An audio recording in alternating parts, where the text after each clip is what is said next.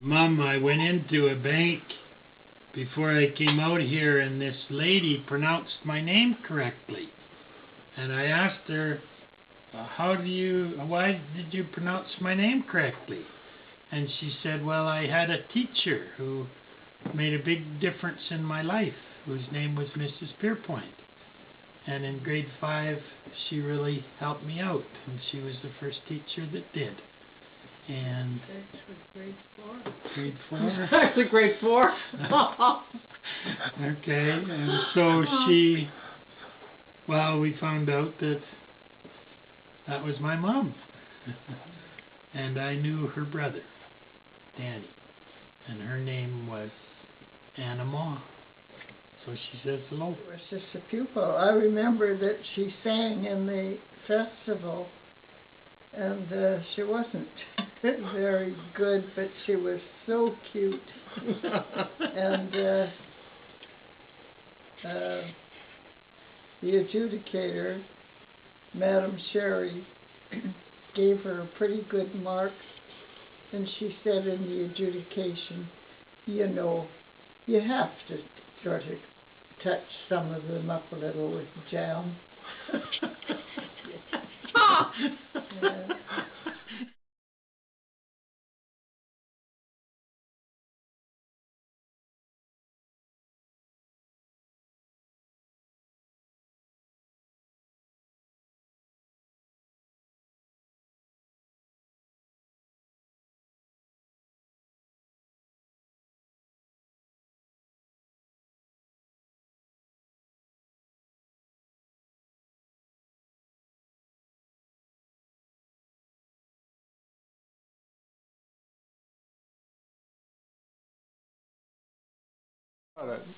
Which picture? The big one. No, the big that's one, yeah. No. That was a girl. It came from Romania. She had her grandfather do that for me. But she came out not able to speak any English. And I used to work with her, taught her piano lessons as well. She was a dear. Kathleen, oh dear, what's her name? Huber. I often wondered about her.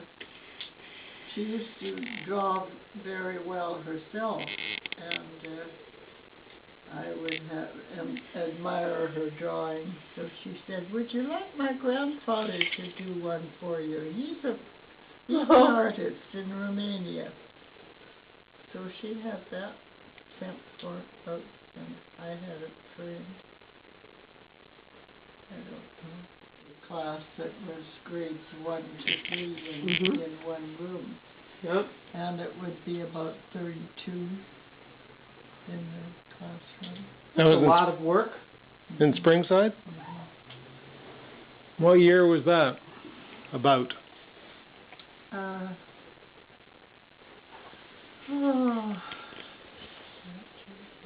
The fall of 1935. I went to normal 34, 35, and then I went teaching. Your dad was teaching in the same school. I didn't know he was a teacher. Oh yeah, he was teaching in Springside when I went there. Wow. Okay. And he had been teaching a few years before that. Oh yes, you can. Moving pictures. Yes, as you can see, we had Keith and his debris about to come. I invite people for 11 minutes. That's when I actually start to cook. So it's hot. That's my excuse, and I'm sticking to it. So we will be having croissant, quiche, myriad of cheeses, grapes from Kelowna, from Nancy, cranberry juice, cocktail / non-alcoholic, champagne, orange juice. There is a menu, so I can remember, and et cetera, et cetera. Well, Nana would just, in the middle of the night, she just sits up all of a sudden, just goes, Jimmy, get out of the road! And then lies back down. As if nothing happened. Leaving Megan there. Megan was on the other hand fully awake. I was Well, after fully that. awake. So Megan, what was going on? I said she was yelling for Jimmy. And then she had to go get him ice cream. Or he had to go get ice cream for her. Who is And Jimmy? Jimmy was a boy that she knew when she was 12. And she remembers you. She dreams about old people. I had a dream that they were little and they were jumping on the sofa. Oh, yeah. And I told them to stop. Yeah, you're getting very angry at me in that dream. I And they remember that. didn't stop. And I told them 3 times, 3 or 4 times. And I said, now, if you don't stop that jumping, I'll just paddle you. They didn't stop, so I jumped right out of bed. I was going to give them a paddle. Yeah. How to work out. I remember that. Well, I woke up. Too bad. They were safe. They were safe. You lucky thing. You probably You would have been jumpers. paddled. Yeah. Lala, who I kind of remember, took me to New Mains. Only she came in the back way because the first building I recognized was the school. Oh, yeah. So I said to her, well, there was a treat shop down here on the right where I used to go and get 5 boy chocolate bars. And she says, oh, they haven't been around for a long time. And I said, yeah, but I still have one. And I do. I found it. I still have this. Did you eat it? It's decayed, but it's Oh, it's just, it was my promise to myself that I'd come back to Scotland before I eat this chocolate bar. And that's been a hard promise to keep. Mainly kept because I lost it. Yeah, exactly. Yeah, Anyway, That's hilarious. we drive a little further, and I said, well, I think the house I stayed in was here. And all it is a vacant lot that's caved in because the mine underneath it caved in. And she said, well, you're right. This was the family home. Grandmother's. So I said, where was the bus depot? And she said, well, around here. And I said, well, I used to go and shoot windows out of the bus. With my, What? you don't know about this. Yeah. I used to go and shoot windows out of the With buses your BB gun? Yeah. with my cousin Yeah. that nobody wanted me to meet that I met in the pool hall. Right. And she said, oh, that would be such and such a Thompson, I think his name Yeah, was. Thompson. And he was always in trouble. And that's what we did. We used to For shooting creep out up the on windows this of hill buses. and shoot out the windows of the double deckers. What did you shoot with? BB gun. Pellet gun. Oh, okay. You're wrong. You're wrong. No. Oh. Well, did we start that last night or what? Yeah. Didn't get You it. started the fire last night? Well, Mom, I think the oldest memory I have is the night the hotel burned. Because you came down to room 2, I guess. Jack and I'd be in bunk beds, and you got us up and told us the hotel was on fire, and to get dressed. And you took time to put on socks and shoes, and probably combed our hair. It was, 3 or 4 in the morning, so you took us down to Houston. That's more than I did for myself. I didn't have any shoes for days. I was only thinking of you. Yeah. And then, then I got to stay at Faber's for a day or 2. And then I got shipped out to the penitentiary in Gravelburg. Right. Oh. And had to live with... Do you remember what happened at Faber's? Oh, definitely. What happened at Faber's? I was supposed to make dinner because Ron was at the hotel where they were renovating, or at least they were tearing it down more so that it would be renovated. And I was making dinner, Robin was at school. So I turned on the gas stove, which I had never operated. And then I went out to the store, and I came back and the stove wasn't heating, so I thought, oh yes, you have to light it. Oh my God. So I lit it, and it blew me right up in the air. It took the stockings right off my legs, I remember that. Oh my God. Must be through the life. So when I told Ron what had happened, he said, I suppose you blew everything up there. I've never heard this before. Oh, there was a rule in the hotel that you were not supposed to charge on the bill for liquor. I think there was something like that. Wasn't it about the time? You had to do it before 11 or... No, I think this was that you shouldn't deliver it to the room. Right. Yeah, you can't. Yeah. I think I delivered it. This fellow who was registered in the hotel came up to the desk and asked to have some liquor, some beer delivered to the room. So I sanctioned it and saw that the beer was delivered to his room. And wasn't it a Saturday night about 11:15 or something? It was really late, right before closing time. But the next thing, he told Ron that he was he closing the parlor or fining him? Which one? Both. And Ron, what for? Well, if you don't know your wife you did it, he said, she gave this beer out. So, yeah, I didn't know any better. Entrapment. Oh, yeah. Yeah. So Setting you up. Yeah. But the other part of that was... He was an inspector. And Yes, he was. So big. But the other thing, Dad stuck up, hotel under renovation within minutes. Yeah. The beer parlor was closed for a week before Mom and I even knew that it was. Oh. And we thought they were decorating in there, we didn't know it. Well, that's what they were doing, they were decorating. But the beer parlor was actually closed. What had Ron done then that they closed it? Something he did, but they made him ship all the beer back to Well, some Regina infringement for sure. and closed the parlor for a week. And instead of, they came, like, there was a fellow working for us who used to eat with us. Mm-hmm. And he and Ron come in and have their meals and go out, and they said they would be decorating the parlor, and we thought that was fun. We didn't know any difference, didn't know that the beer parlor was closed.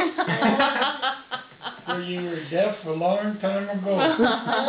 You must have been deaf a long time ago. Privilege. What's the story here? What? What's the story? On the paint in the lobby. Oh, when they were doing rooms, Jim Towner would get hold of a paintbrush and a can and paint. Wow. It would be a color that would just knock you over, And Ron didn't want that, so he'd get the young fellow, John, that Gladys sent out from Toronto. He'd get him to go and change it, put another color on when Jim Towner didn't, at night after Jim Towner had gone. Oh dear. It was a battle of the wits. Yeah. Didn't Jim Towner water down paint and everything else? Jim Towner used to water down the paint. Oh, I don't know about that. Yeah.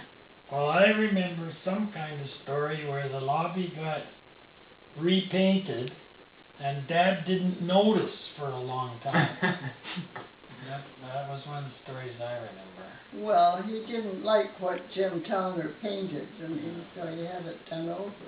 Yeah. Now, here's another one. How long did those Hutterite women sit in the lobby on a Saturday? From 11 in the morning till 11 at night? Well, I just remember Saturday nights with the radio blasting the hockey game in the rotunda and the phone ringing for women wanting to have me call their husband from the beer parlor. I'd go to the door and ask Ray to find so-and-so. Send him home.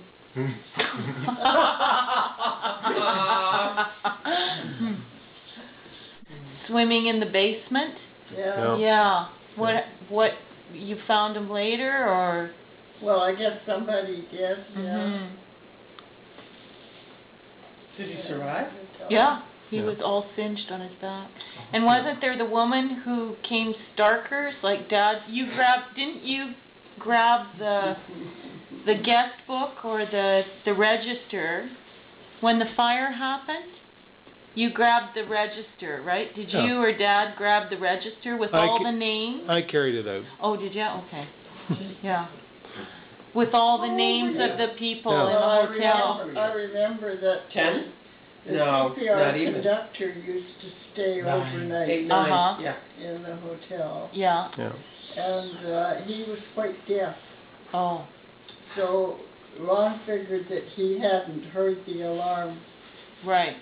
and they kept worrying about him, that he was still in the room. Right. So I think the fireman finally got to the room from the outside and found out that he was out. Well, that's when Dad Eh? cut his wrist, because he smashed through the window in his room with his wrist I don't know how to and cut his wrist all to shreds because he was looking for him. Oh. But I think it was Jim Stedman who ran out the front door with the fire extinguisher. He carried it outside. That's not helpful. We're supposed to be inside putting out the fire. Wouldn't have helped much. Wait a minute. How did the fire start? What do we know about how the fire started? Old Mac, who lived in the hotel in a room in the basement and did his own cooking. He also did the early morning calling. He'd get up at about 4 o'clock in the morning. And I guess he had turned on a hot plate or something before he did his calling, and had something had gone wrong. We don't know exactly what went wrong in that, but that's where the fire was, in his room. But he called us when he smelled smoke from making his morning calls around 4 o'clock, sometime after 4. And I went down the basement, and I thought that the smoke was in the furnace room. So we thought that the furnace was to blame. Never looked at his room, which was, the door was closed, and we didn't realize, But they never did actually Figure it out? pinpoint what caused the fire, but we figured afterwards that it had really Well, it would have been pretty hard because that room had 2 floors cave in on it, and it was under 6 feet of water. Oh, Well, it yeah. went from his room along the ceiling and up the Right. fire escape. And Nobody died. No. No. There's another The story. old conductor went and slept in the caboose, though. He just went back to bed. Couldn't find him for several hours. Oh my God. He had to sleep. The guy that Dad was looking for, he just went up to the caboose at the railway and went back to bed. Yeah. Fire, I gotta get my sleep, I gotta be up. Wow. It's an inconvenience, but Yeah. figure it out. Wasn't there there was some woman who came out, there's a story about a woman who came out absolutely stark naked, screaming. No. Yeah, no, there was a story, it was Jim Towner, I think, told me this. And Dad was at the bottom of the stairs, and he told her to go back and get her clothes on, and then come out. I had a dream. No, that was told to me. That was told to me. It was A fire hydrant. Well, it happened that there were oil wells being built all over, or under construction all over, and the hotel was full of a crew of guys that had water trucks. Tidewater. And they just turned around and started, That's what saved the hotel. they oil guys. fought the fire with the fire department, so they had Oh my gosh. maybe Yeah. 10 trucks Did fighting the the fire. hotel opened again? Yeah, eventually. Not for quite a while, because I Where's think the we were hotel now? out for about a month. Still there. I think we need a field trip. We stayed in Colin's house. Pretty Yeah. bad on now. holiday. Yeah. Oh, yeah. Yeah, but I had to go But- down over. Eh? Well, Oh, you you had were to- in were you- McGraw. oh, That's God. why I become a Catholic. Oh, God. And, Gotta and work out. Did you have to go to Catholic school, Ron? Did you go to the school there? Do you remember? What was that? You would have been 7. Kate's asking if Six. Ron went, Six or seven. where Ron went to school. I don't think I went to school there. It So was were you- what month was the fire? It was February. February, yeah. 1954. Yeah. Yeah. Okay, it's a little exhausting. All right. Well, I can remember working on the reconstruction, and with Adrian and all kinds of people. I remember when we were putting in the floors, and they'd put in big jacks all over the place, and you have 40 people lined up, and everybody turns at a quarter of a turn. Right. And I was trying to demonstrate how strong it was, so I was just cranking this thing, and I pushed both. Somebody was way up on top on the roof, and noticed like the roof was lifting. Anyway, I was taken off that shift. Funeral for the I budget. remember that. I remember. So Robin was the preacher for the funeral. I built the coffin because I used a lot of the equipment, like the Olaf's or Dad's became Olaf's. Oh, I didn't know anything Whose about that. budgie was it? Well, it was our budget, I think. There was always a budgie in the living room. Yeah. Yeah, for a long time. Oh, now here's the story.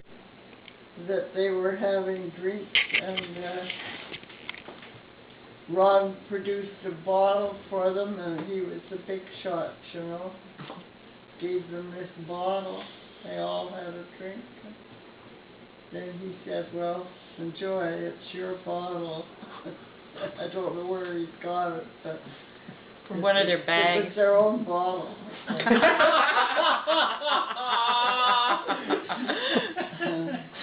Yeah. Well, that was Jim Stedman, who was noted for being really tight, and Dad had gone to his suitcase and taken it out. Yeah, right.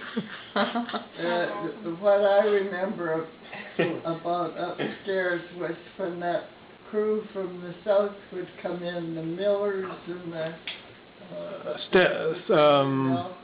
Stinsons. Stinsons and Millers, yeah. They'd get in a room upstairs and party, and it was, they were loud and awful, And I'd go up and hammer on the door, to quieten down and so on. Oh my God. Or Ron would go up, and instead of quietening down, he'd go Join in them. and join them. I like them. Yeah. Well, then after Dad died, you used to send me. I guess they were pretty bad, and Ron had tried to settle them down, and they said, why don't you tell your wife? She could get it. She'll get us quietened down. Well, but there Or was you'll tattle them, right? there was a time when they were destroying the room, and you went and got Jerry Wilson. Oh, well, that Who was actually, that was the time, soon after Ron died, Yeah. just when I was going to be left to do things. The South crew were in, and a bunch of the travelers were around, and I went up to settle some noise, or something. And Jerry Wilson was a great big fellow, big broad shoulders. They called him Tiny just for fun. But he came up, stood beside me and said, "Would any time you want help, Gene?" These people just disappeared. I'll never forget it. That was a Stinson. Yeah. They were heavy drinkers, but Ron would befriend them, whether they were, I guess, fine people, except that they used to party like crazy when they come to town. But that Stinson was, yes, smuggling grain, was it? Stealing. But they drove up with their grain trucks in convoy and augers and pulled up to somebody's granary and just emptied it Oh. in the middle of the night. He went to jail anyway, and he used to write to Ron from jail. Yeah. Hey buddy, how's it going? Buddy. Yeah. Didn't he beat Dad up once? No, and that knock him wasn't down the Vincent, stairs? that was another guy from the south that I we think used- I saw the end of that Yeah. at the bottom of the He stairs. went to jail too. Yeah. Oh boy. What are you beating Oh, up? he beat up the Mountie who came, And right? that man, Who was that? oh, I can't just think of the name. Lyle would know because Lyle came to my rescue on that occasion. After he had served in jail, he blamed Ron for it.